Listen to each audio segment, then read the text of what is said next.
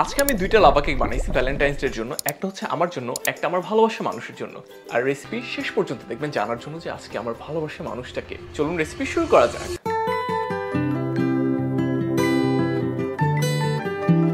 So প্রথমেই আমি double বয়লারে প্রায় 180 গ্রামের মতো চকলেট দিয়ে দিচ্ছি।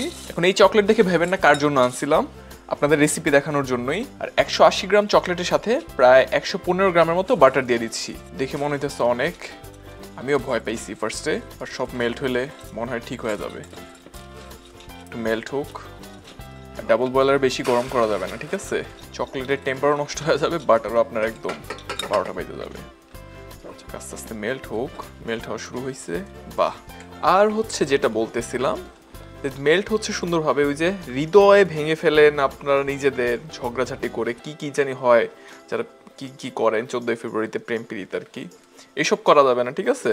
এইসব করা যাবে না। ফ্যামিলি যেভাবে বলবে ওইভাবে শুনতে হবে, ভালো ছেলের মতো থাকতে হবে। সুন্দরভাবে মেল্ট হয়ে আসছে। এইবার এটাকে আমি ঠান্ডা করব। দেখেন সুন্দরভাবে, আর যা আছে ওইটা মেল্ট হয়ে যাবে আস্তে আস্তে। সো দেখেন আমার চকলেট অলমোস্ট মেল্ট হয়ে আসছে। অল্প কিছু দানা দানা আছে, যে যেই গরম হয়েছে যেটা এমনিই মেল্ট হয়ে আসবে। আবার একটু সরাই নেই, মিক্স করে আবার নিচ্ছি। পানি অনেক গরম, উপরে রাখা যেতেছে না আর কি। যাক, এবার আমি বাকিটা মেল্ট হয়ে যাবে, এটাকে আমি ঠান্ডা করব আমার ব্যাটারে মিক্স করার জন্য, মানে মিক্সচার আর কি। আর চকলেটগুলো ঠান্ডা হইতে হইতে আমি দুইটা বোল নিয়ে নিচ্ছি, একটু বড় বড় বানাবো। আপনারা চাইলে ছোট র্যামিকেন ইউজ করতে পারেন। 5টা 6টার মতো হবে। চারদিকে বাটার আমি সুন্দরভাবে দিয়ে দিচ্ছি। হ্যাঁ ভাই, আমার ব্রাশ নাই তাই হাত দিয়ে মাখতেছি, আপনারা চাইলে ব্রাশ দিয়ে করতে পারেন। দাঁত মাজার ব্রাশ না, অয়েল ব্রাশ করা যে ব্রাশ বেকিং এর ক্ষেত্রে আমরা ইউজ করি।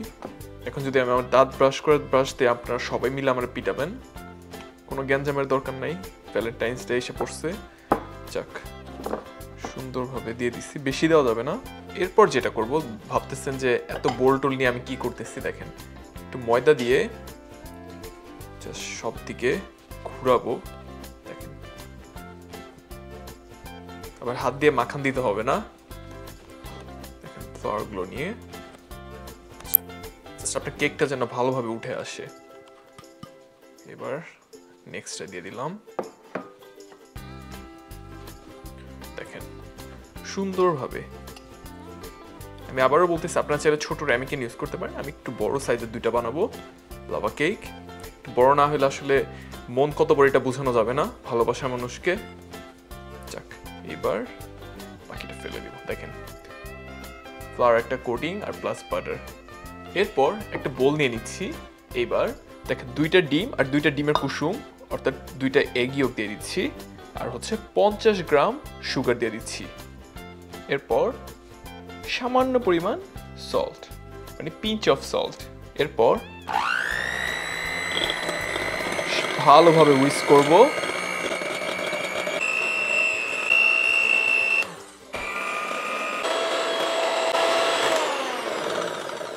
এটার ফোম বানাইতে হবে না, যখন কালারটা ফেড হয়ে আসবে বিট আর করতে হবে না।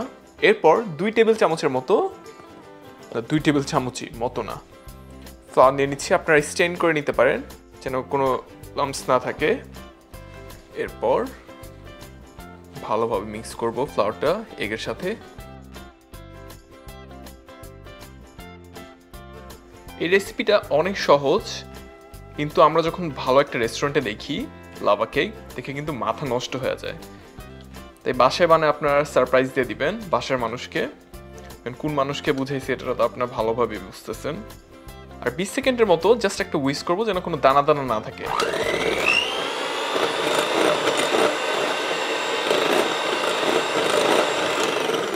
20 সেকেন্ডও করি নেই, 10 সেকেন্ডের মতো আর কি। চকলেটটা যেন ঠান্ডা হয়ে আসে। তারপর টোটাল চকলেট আমি দিয়ে দিচ্ছি। ঠান্ডা না হলে আপনার কিন্তু যে ডিমগুলো আছে মিক্সচারে, ডিমের ভাজি হয়ে যাবে, ঠিক আছে? মাথায় রেখেন, পোস্ট হয়ে যাবে, ভাজি হয়ে যাবে। এই পোস্ট টোস্ট করা দরকার নেই, আমরা যেহেতু কেক বানাইতেছি। এবার সুন্দরভাবে মিক্স করব।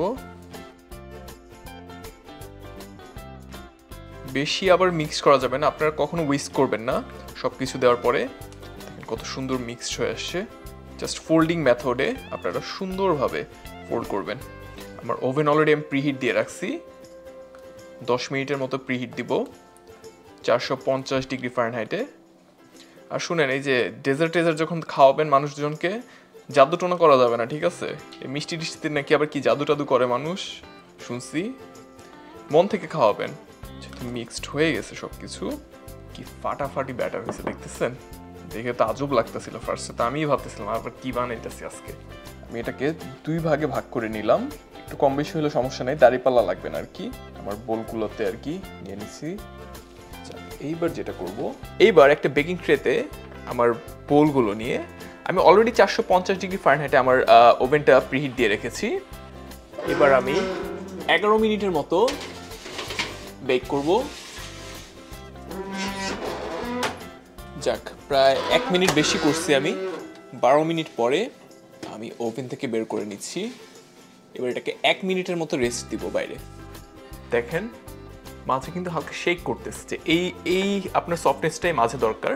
এবার যেটা করব, সরি সাউন্ড বেশি হয়ে গেছে, যে হালকা একটু শেক করে, এবার হালকা একটু শেক করে তারপর একটা গ্লোভস পরে নিই, হাত পুড়ে আনো যাবে না।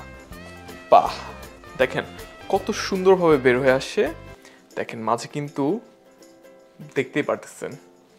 এইবার দেখেন 1971 সালের একটা ছাঁকনি পাইছি, সুন্দরভাবে আইসিং সুগার দিয়ে দিচ্ছি।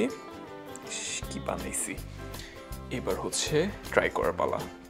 যেহেতু ট্রাই করবই, এটা হচ্ছে আমার জন্য, ওটা ভালোবাসা মানুষের জন্য। মাশাআল্লাহ, দেখেন কি বের হয়েছে। বাসায় অবশ্যই ট্রাই করবেন। একটা তো আমার নিজের জন্য আর ফ্রেন্ডের জন্য কাটলাম, আর এটা হচ্ছে আমার ভালোবাসা মানুষ, আমার আম্মুর কালকে বার্থডে। হ্যাপি বার্থডে আম্মু। এই কেকটা তোমার জন্যই করা, সো তোমার জন্য অনেক অনেক দোয়া থাকবে। সবাই আমার আম্মুর জন্য দোয়া করবেন, আর বাসায় অবশ্যই কেকটা আপনাদের ভালোবাসার মানুষের জন্য বানাবেন। Happy Valentine's day.